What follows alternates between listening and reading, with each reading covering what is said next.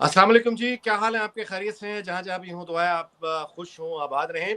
आज का जो वीलॉग है इसमें गुफ्तगू के लिए मैंने दावत दी है जनाब मोहतरम इरफान साहब को। जी बिल्कुल वही मॉर्गेज के हवाले से जिनको मैं जादूगर कहता हूँ। तो इसकी वजह ये है, आज इनको दावत मैंने इसलिए दी है कि वो जो मैंने मॉर्गेज पे वीलॉग किया था उसमें बहुत सारे सवालात जो हैं वो आपकी तरफ से बाद में ऐसे आए कि मेरे लिए उनका जवाब देना मुमकिन नहीं है। तो मैंने सोचा ये है कि चूंकि ये एक ऑन गोइंग प्रॉब्लम है, मॉर्गेज लोगों को चाहिए होती है, इन्वेस्टमेंट बहरहाल आप चाहते हैं बरतानिया में करना, तो इरफान साहब को ही जहमत दी जाए कि इनसे हम वीक में एक आध दफ़ा क्लास ट्यूशन बाकायदा ले लिया करें, ये हमें बता दिया करेंगे कि आप किस तरह से यहाँ पे सरमाया कर सकते हैं। इरफान, आपका बहुत बहुत शुक्रिया, आपने अपने अस्सलाम वालेकुम। बिजी स्केड्यूल में से वक्त निकाला। अच्छा, अब मैं विदाउट गोइंग इनटू लंबा चौड़ा मैं आपसे स्ट्रेट क्वेश्चन करता हूँ, और आज का हम इस तरह से प्लान कर लेते हैं कि मैं आपसे प्रिंसिपल क्वेश्चन करता हूँ, उसका आप जवाब दे दीजिएगा, ठीक और है। फिर उसके बाद हम उन क्वेश्चंस पे बाद में पूरी एक सीरीज कर लेंगे। ठीक है। लेकिन आज जो है वो आपसे जो वक्त लिया है उसकी वजह ये कि सबसे पहले तो ये बताइए कि जो सबसे मोस्ट कॉमन क्वेश्चन जो हो रहा है वो ये है कि एक आदमी पाकिस्तान में रहता है, दुबई में रहता है, सऊदीया में रहता है, कुवैत या कतर में रहता है, और वो बरतानिया में सरमायाकारी करना चाहता है, यानी यहाँ को फ्लैट लेना चाहता है, घर लेना चाहता है अपनी इस्तात के मुताबिक। तो क्या ये मुमकिन है? अब हम उन लोगों की बात करेंगे जिनके पास वीजा नहीं है, वो जी। सरमायाकारी कर सकते हैं। पहले वो क्लियर कर दें और उसके बाद फिर वो जिनके पास विजिट वीजा है फिर उनके लिए भी क्लियर कर दें। चलो ठीक। Thank you very much. सबसे पहले क्लियर कर दूं, जिनके पास वीज़ा नहीं है वो यहाँ पे इन्वेस्टमेंट कर सकते हैं। सारे बैंक नहीं इसको डील करते, कुछ बैंक डील करते हैं, मेरी उनके साथ है, मेंबरशिप वगैरह है। बिल्कुल यहाँ पे इन्वेस्टमेंट कर सकते हैं, लेकिन जिस प्रॉपर्टी में इन्वेस्टमेंट कर सकते हैं वो इन्वेस्टमेंट प्रॉपर्टी होगी, वो उसमें रह नहीं सकते। उसको रेंट करके आप उससे इन्वेस्टमेंट ले सकते हैं, इनकम कमा सकते हैं। बिल्कुल कर सकते हैं, आपको 100% भी लेने की जरूरत नहीं है। यू कैन डू इट 25% पे करके 25% डिपॉजिट देकर आप उसको ले सकते हैं। उसका थोड़ा प्रोसीजर है, तो वो आगे जाके हो जाएगा। ये तो नंबर वन क्लियर हो गया। अगर आपको वीजा नहीं है आप इन्वेस्टमेंट कर सकते हैं सिर्फ 25% कीमत अदा करके। ये तो यानी क्लियर। इसका मतलब ये है कि अगर वो 25,000 पाउंड दें तो 1 लाख पाउंड तक की वो फ्लैट या घर ले सकते हैं। बिल्कुल ले सकते हैं। सिमिलरली अगर वो 1 लाख पाउंड की इन्वेस्टमेंट करने की इस्तात रखते हैं, जो पाकिस्तानी तकरीबन 4 करोड़ रुपए है, जी। तो जाहिर है बाकी 75% यानी फिर 1 लाख का कितना होगा? जो जो 75% 75,000 होगा। नहीं नहीं, 1 लाख के ऊपर। अगर 1 लाख उनके पास है तो 4 लाख की प्रॉपर्टी बाय कर सकते हैं। वाह, हाँ है ये ना? हुई ना बात जी। कि अगर वो 50,000 पाउंड इन्वेस्ट करेंगे तो वो 2 लाख पाउंड तक की जी। प्रॉपर्टी ले सकते हैं। जी। अगर वो 1 लाख पाउंड इन्वेस्ट करें तो वो 4 लाख पाउंड तक की जितने प्रॉपर्टी भी का। इन्वेस्टमेंट करेंगे, जितने की प्रॉपर्टी की वैल्यू है उसका 25% या 25% उनको डिपॉजिट के तौर पे देना पड़ेगा अपनी तरफ से। बाकी बैंक दे देगा। बाकी बैंक दे। ये वो लोग हैं जो उनके पास बरतानिया का विजिट वीजा नहीं है, बिल्कुल कभी आए भी नहीं। No problem. ये उन लोगों के लिए है। जी। अच्छा, अब दूसरा सवाल ये है कि जिनके पास विजिट वीजा है और जी। वो होके गए हैं, वो खरीद सकते हैं, उनके लिए क्या शरायत होंगी? यहाँ का कानून जो है आपको इस बात से रोकता नहीं है कि आपका वीजा वीजे के ऊपर आए हुए हैं तो आप प्रॉपर्टी बाय नहीं कर सकते।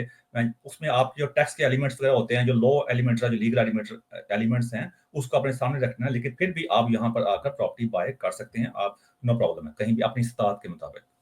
और इसमें बैंक आपको यानी एंटरटेन कर सकता है, मोर्गेज दे सकता है। हाँ जी, बिल्कुल कर सकते हैं। इसमें दो अच्छा। चीजें हैं, या तो आप बिल्कुल कैश पे प्रॉपर्टी बाय कर सकते हैं, पूरी की पूरी कैश दें, जितनी प्रॉपर्टी की वैल्यू है वो कैश देकर बाय कर लें।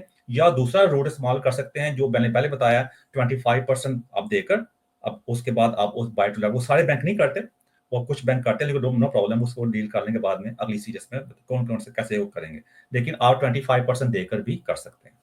अच्छा, अब ये जरा बताइए कि ये मतलब है कि यानी एक आदमी जो पाकिस्तान में है, कुवैत में है, कतर में है, सऊदीया में है, वो कभी यहाँ पे आया भी नहीं है और वो एक महफूज सरमायाकारी भी चाहता है। जी। अब सपोज कि वो यहाँ पे इन्वेस्टमेंट कर देता है और आप उसको मतलब है वो उसको ज़हनी तसल्ली कैसे होगी कि उसके साथ फ्रॉड नहीं हो रहा, या जो मतलब क्या वो ऑनलाइन अपनी मलकियत तक चेंज यानी चेक कर सकता है, क्या प्रॉपर्टी उसके नाम पे होगी, बैंक के साथ कोई कॉरेस्पॉन्डेंस उसकी होगी, वकील का इसमें क्या किरदार होता है? यहाँ के पाकिस्तान के मामला में इस फर्क है, यहाँ एवरीथिंग जो है ना स्ट्रीमलाइन होती है। स्ट्रीमलाइन का मतलब है सारी स्मूथ होती है, हर चीज यहाँ के लीगल मैटर्स के मुताबिक होती है, यहाँ के कानून के मुताबिक वकील इन्वॉल्व होता है, आम बंदे की इसमें कोई मामला नहीं होते।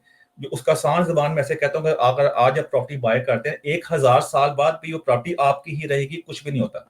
इसी वजह से दुनिया की बेहतरीन जगह है, यहाँ पे जो मर्जी मामला होते रहते हैं, रशिया से लेकर चाइनीज भी जो है, और आप कैसे कोई मिडिल ईस्ट के जो अरब लोग हैं, कोई भी इंडियंस हैं, हमारे जो लोग भी हैं, वो यहाँ इन्वेस्टमेंट क्यों करते हैं? कई तो उनको रिटर्न नहीं भी मिलता ना, उसका प्रॉफिट नहीं भी हो रहा, लेकिन सबसे नंबर 1 पॉइंट होता है आपका सरमाया महफूज है। अगर आप खुद भी नहीं, आपके बच्चे, उनके बच्चे, ये सबसे बड़ा एलिमेंट है, कुछ भी नहीं होता। अच्छा, यानी उनकी सिक्योरिटी होगी, सिक्योरिटी होगी। उनका एक वकील होगा जो उनको रिपोर्ट करेगा।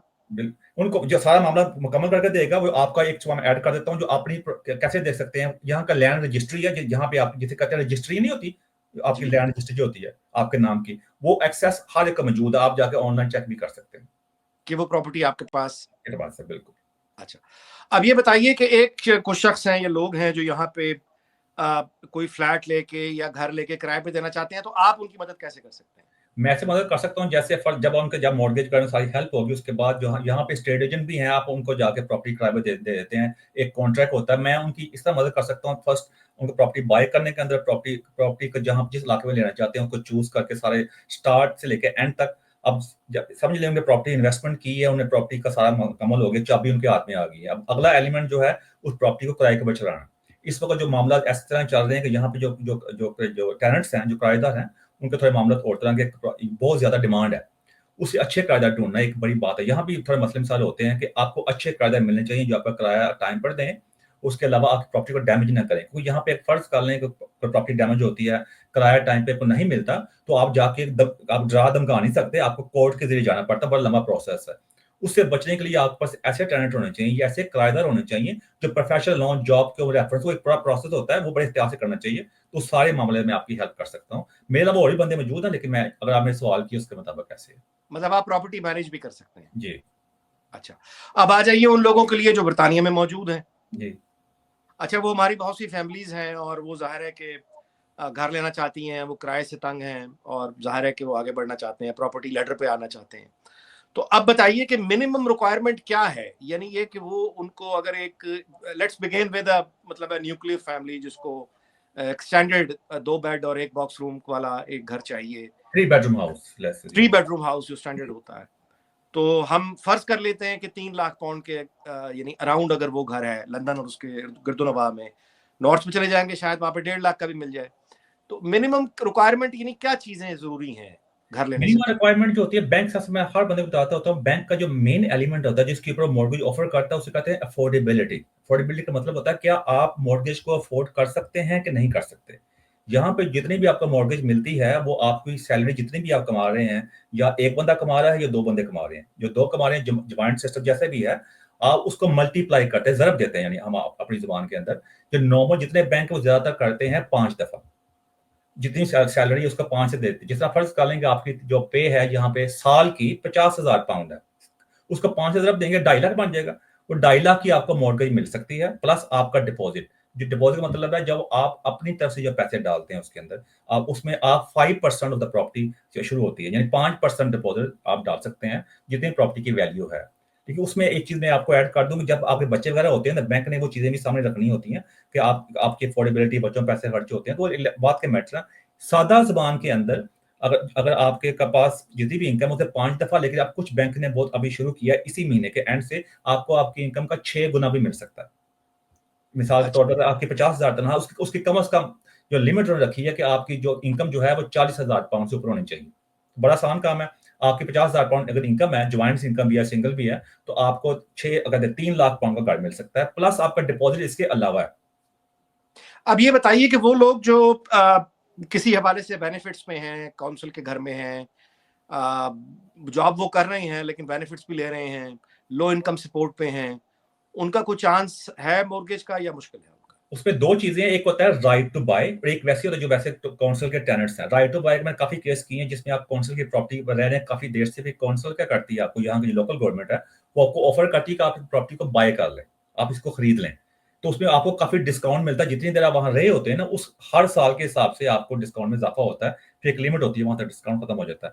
और मैं एक रिसेंट केस किया जिसमें एक प्रॉपर्टी की वैल्यू 3.5 लाख पाउंड थी, तो उनको जो डिस्काउंट मिला 1,36,000 पाउंड का डिस्काउंट मिला। वाह।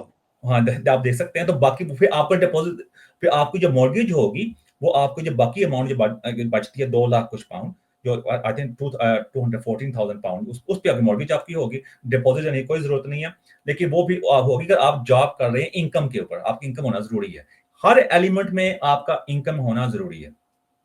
मतलब ये मैं दोबारा से, यानी वो तमाम दोस्त जो कौंसल के घरों में रहते हैं जी। या फ्लैट में रहते हैं, वो अपना फ्लैट या घर खरीद सकते हैं जिसके लिए उनको मॉर्गेज मिल सकती है। हाँ जी, उसी स्टोर में खरीद सकते हैं जिस स्टोर में कौंसिल आपको अलाउ करती है, या आप खुद अप्लाई भी कर सकते हैं अगर आपको वहाँ रहते काफ़ी देर हो गई है। डिपेंड करता है किस किस्म का आप घर मिला हुआ है आपको। तो उसके बाद ये ऑप्शन अवेलेबल होती है। जी। अब ये बताइए कि सेल्फ एम्प्लॉयड जो लोग हैं सेल्फ उनको मॉर्गेज कैसे मिलेगी? जिस तरह जो एम्प्लॉयड को मिलती है, सेल्फ एम्प्लॉयड जो एम्प्लॉयड बंदा होता है, जो जॉब के ऊपर है, उनको कम से कम 3 उनकी पे स्लिप चाहिए होती है, जो उनके आती है 3 महीने की पे स्लिप चाहिए होती है। बैंक ज़्यादा भी माँग सकता है, लेकिन मैं मिनिमम बता रहा हूँ। कल को वो लोग कि आपने 3 महीने का कहा था। ये मिनिमम रिक्वायरमेंट है। मैं आपको मिनिमम बता रहा हूँ, मुझे पकड़ ना लेना इस बात के ऊपर, लेकिन ये मिनिमम चीज़ें यहाँ पर हैं। जो ठीक है। सेल्फ एम्प्लॉयड बंदा है, उसको लास्ट 2 साल के अपने टैक्स के डॉक्यूमेंट चाहिए। बड़ा आसान है। जो जो जब अगला प्रोग्राम करेंगे बताऊँगा कौन से चाहिए होते हैं। उनको 2 साल के चाहिए। कुछ बैंक 1 साल का भी मान लेते हैं, अगर आप डिपेंड करता है। क्योंकि होता क्या है, 1 साल में आपकी इनकम कम होती है, अगले साल आपकी इनकम में इज़ाफ़ा हो गया फर्ज़ कर लें, तो बैंक क्या करता है, दोनों सालों की इनकम को एवरेज कर लेता है। यानी उसको जमा करके तो 2 में तकसीम कर दो, आसान में। लेकिन कुछ बैंक को फर्ज़ कर लें कि आपके इस साल में आपकी इनकम ज़्यादा हुई है, तो उससे आपकी एवरेज में कमी आ जाएगी ना जब एवरेज करेंगे तो। तो उससे क्या करते हैं, बैंक आपको ऑफर देते हैं, कुछ बैंक का कोई मसला नहीं है, पिछले साल की रहने दो, इस साल की आपकी जितनी ज़्यादा इनकम है, इस बेस के ऊपर आपको मॉर्गेज मिल जाएगी। जो मल्टीप्लाई करने का मकसद वही है 5 दफ़ा, जितनी भी आपकी इनकम होगी। अच्छा, अब एक कपल है जिसमें शौहर मिसाल के तौर पे बिजनेस करता है, सेल्फ एम्प्लॉयड है, मिसेस जो है वो एम्प्लॉयड है, या मिसेस कोई घर से कोई बिजनेस करती हैं ऑनलाइन, आदमी जो है वो रेगुलर रेगुलर एक एम्प्लॉयमेंट में है, तो ये दोनों यानी मिक्स एंड मैच हो सकता है, पॉसिबल बिल्कुल है? हो सकता है। बिल्कुल अभी मैं केस कर भी रहा हूँ, वैसे ही है कि जो वाइफ जो है वो जॉब करती है, हस्बैंड जो है वो कैब ड्राइवर है। वो करते अच्छा, हैं, वो सेल्फ एम्प्लॉयड है, तो वो ऐसे ही चक्कर हो रहा है, नो प्रॉब्लम। इससे कोई फ़र्क नहीं पड़ता। तो बैंक जो है वो मॉर्गेज दे नो देता है। No problem. अच्छा, ऑन एन एवरेज आप यहाँ की प्रॉपर्टी में जो इन्वेस्टमेंट है इसको कितना सिक्योर समझते हैं? मतलब इसमें जो इजाफा है प्रॉपर्टी में, ये बहुत अच्छा आ, क्वेश्चन है। हाँ जी। ये कितना आप इसकी, यानी how would you explain that the? इसको एक्सप्लेन करता हूँ कि आप किस इलाके में ले, आपका मकसद क्या है प्रॉपर्टी लेने का। फिर उसके बाद है कि यहाँ पे प्रॉपर्टी का एक, यहाँ पे जो प्रॉपर्टी का एक बूम आया था ना, हर जगह पे बूम आता है, प्रॉपर्टी ऊपर जाती है, फिर स्टेबल हो जाती है, फिर कम हो जाती है। इस वक्त जो प्रॉपर्टी की वैल्यू जो इस वक्त इंग्लैंड में जा रही है, वो इस वक्त आप कह सकते हैं एक स्टैटिक है, यानी एक उसमें कोई इजाफा वगैरह इतना नहीं हो रहा। लेकिन अगर आप कहते हैं कि आज आपने प्रॉपर्टी ली है, साल बाद जाके आपको बहुत प्रॉफिट हो जाए, तो ऐसा नहीं होता। अनलेस के बहुत ज्यादा मामला ऐसे हो, क्योंकि ये गवर्नमेंट चाहती भी नहीं ऐसा हो। इससे फिर क्या होगा, कहते हैं यहाँ यहाँ पे क्राइसिस आ जाएंगे ना, उन्हें हर बंदे का ख्याल करना है, इस लिहाज से तो वो आपको थोड़ा पेशेंस होना पड़ेगा। अगर आपने प्रॉपर्टी सिर्फ इसलिए बाय करनी है कि आपको उसके ऊपर इन्वेस्टमेंट के ऊपर आपको बहुत ज्यादा प्रॉफिट हो जाए साल 2 साल के अंदर, तो फिर मैं रेकमेंड करूंगा, इतने ऐसे नहीं होगा। थोड़ा सा आप पेशेंस दिखानी पड़ेगी। लेकिन अगर आपने प्रॉपर्टी अपने लिए बाय कर रहे हैं, आप वहां पे रहना है आपने, फिर नो प्रॉब्लम होती है। फिर आज नहीं, कुछ सालों बाद आप रहते हैं, प्रॉपर्टी में इजाफा होता है। अब मैं अपनी छोटी सी एग्जांपल दे देता हूँ। जिस प्रॉपर्टी मैंने बाय की थी एक दफा, जब मैं पिछले घर में रह रहा था, मैं वो 10 साल में प्रॉपर्टी की वैल्यू जो थी डबल हो गई थी। अच्छा, कि मैंने ठीक। इसलिए बाय नहीं की थी कि मैंने जाके मैं कल सेल कर देनी है। और मैंने उस प्रॉपर्टी को सेल करके उसे बड़ा घर ले लिया। मेरा ये मकसद, जब मैं सेल की तो उसको उसकी प्राइस डबल हो चुकी हुई थी। तो अच्छा, ऐसे ही अब दूसरा सवाल आता है कि वक्त कम है, लेकिन फिर भी मैं ये सवाल जरूर आपसे करना चाहूंगा कि एक आदमी के पास एक घर है, फ्लैट है, वो दूसरा लेना चाहता है, मतलब है किराए पे देने के लिए, बाय टू लेट, जी, तो ये भी आप करते हैं? बिल्कुल करता हूँ। ये भी जब यहाँ एक प्रॉपर्टी में जब आप रह रहे हैं, आप घर है, दूसरी प्रॉपर्टी हमेशा आपकी इन्वेस्टमेंट के लिए ही होती है। आपको दूसरी प्रॉपर्टी रेजिडेंशियल के लिए नहीं मिलती, यानी रहने के लिए उस पे मॉर्गेज नहीं होती। दूसरी प्रॉपर्टी हमेशा जो होती है इन्वेस्टमेंट के लिए होती है। उसके लिए वही क्राइटेरिया है जो मैंने पहले बताया था, जो वीजे का वगैरह मसला था। 25% डिपॉजिट देकर आप ले सकते हैं। जो बंदे यहाँ पे रह रहे हैं उनके जहन में होगा ये हम लेना चाहते हैं प्रॉपर्टी, उसके लिए इनकम की कोई रिक्वायरमेंट नहीं है। सिर्फ 25% डिपॉजिट आपके पास हो तो आप प्रॉपर्टी ले सकते हैं। दूसरी प्रॉपर्टी, दूसरी प्रॉपर्टी जी। यानी पहली जो प्रॉपर्टी लेनी है उसके लिए इनकम की सारी रिक्वायरमेंट्स आपने बताई हैं, वो क्योंकि वो रेजिडेंशियल को गिनते हैं, आप वो रेजिडेंशियल प्रॉपर्टी जिसमें आपने खुद रहना है, तो उसके लिए वो सारी वो इंक्वायरी है। करते हैं। बिल्कुल। लेकिन जो सेकंड प्रॉपर्टी है, आप जी। कह रहे हैं उसके लिए मॉर्गेज में ज्यादा इंक्वायरी नहीं करते? और बहुत बार उसमें ज्यादा वो अपने रेगुलर चीजें तो अपनी जगह ही होती हैं, जो ड्यू डिलिजेंस की उनकी होती है, लेकिन ओवरऑल आपकी इनकम की कोई रिक्वायरमेंट नहीं है। 25% डिपॉजिट है, बाकी जो मामला तो है तो उसके से आपकी मॉर्गेज हो तो जाती इसका है। मतलब है दूसरी प्रॉपर्टी लेना फिर ज्यादा आसान है। 25% डिपॉजिट भी तो होता है ना। हाँ, हाँ, ये भी हाँ, देखना, 25% डिपॉजिट है, फिर आप उस पर खुद रह नहीं सकते। हाँ। 25% डिपॉजिट आपके हाथ में, ठीक है, वो ज्यादा आसान, कहते हैं कि पहला कार्य मुश्किल होता है बाकी तो काम लग जाता है। और आखिरी सवाल वो ये है कि अगर कोई, ये जो नीलामी में घर होते हैं, हाँ, ऑक्शन पे, हाँ जी। ऑक्शन पे जो होते हैं, अगर कोई ये लेकर उसको डेवलप करना चाहे तो आप ये भी सर्विसेज आप प्रोवाइड कर सकते हैं? बिल्कुल कर सकता हूँ। ऑक्शन में हम उनको कह दूं, जब ऑक्शन होती है, जब ऑक्शन के बाद जो प्रॉपर्टी होती है उसमें आपको खुद देखने की इजाजत नहीं होती। उसमें कई दफा प्रॉपर्टी बहुत अच्छी निकलती है, कई दफा वो अच्छी नहीं भी निकलती। उसकी तस्वीरें बेसिक्स में अवेलेबल होती है, लेकिन इन डेप्थ नहीं अवेलेबल होती। लेकिन जो एक्सपीरियंस बंदे हैं ना, ये हमेशा ऑक्शन की मैं उन्हीं को कहता हूँ, जो एक्सपीरियंस बंदे जिनके पास पैसा बहुत ज्यादा है, जिनके पास पैसा लिमिटेड है, उन्हें पहली दफा इन्वेस्टमेंट करनी है, उनको मैं ये रिकमेंड नहीं करूंगा। क्योंकि जब ऑक्शन करते हैं उसमें 30 से 60 डेज तक आपके पास होते हैं, 30 से 60 दिन होते हैं। अगर आपने फर्ज कर लिया ऑक्शन जो प्रॉपर्टी आपने पसंद की है, आपने अपनी बिडिंग कर दी है, आपने आपको आपकी बिड जीत गए हैं आप, तो आपने पहले ऑक्शन देने से पहले 10% उनको डिपॉजिट पे करना है, जितनी प्रॉपर्टी की उन्होंने लगाई हुई है। ठीक है, जो सम टाइम 10,000 पाउंड होता है, समथिंग वो उनकी अपनी लिमिट होती है। जब ऑक्शन होगी, आप प्रॉपर्टी होगी, आपने बाकी पैसों का इंतजाम 30 से 60 दिन, डिपेंड करता है कितनी उनकी टर्म्स है। अगर आप नहीं कर सके, डिपॉजिट डूब जाता है आपका। ओके ओके, उनके लिए मैं हमेशा रिकमेंड करता हूं जिनके पास कैश मौजूद है, वो बिजनेसमैन जाहिर है जो है वो कैश रिच पीपल, उनके वो लिए कर सकते हैं। वो कर सकते अच्छा जी, मैंने आपका बहुत वक्त लिया, आई अंडरस्टैंड कि आपके लिए 15 मिनट निकालना भी मुश्किल है, हैं। मसला लेकिन मैं नेक्स्ट वीक आपको दोबारा से जहमत दूंगा। और मैं ये समझता हूँ कि हमें इस पे सीरीज करनी चाहिए, बिल्कुल बिल्कुल ताकि हम एक एक पॉइंट को इलेबोरेट कर सकें। बिल्कुल। थैंक यू जी, आपका बहुत बहुत शुक्रिया इरफान साहब। शुक्रिया, थैंक यू वेरी मच। खुदा हाफिज़।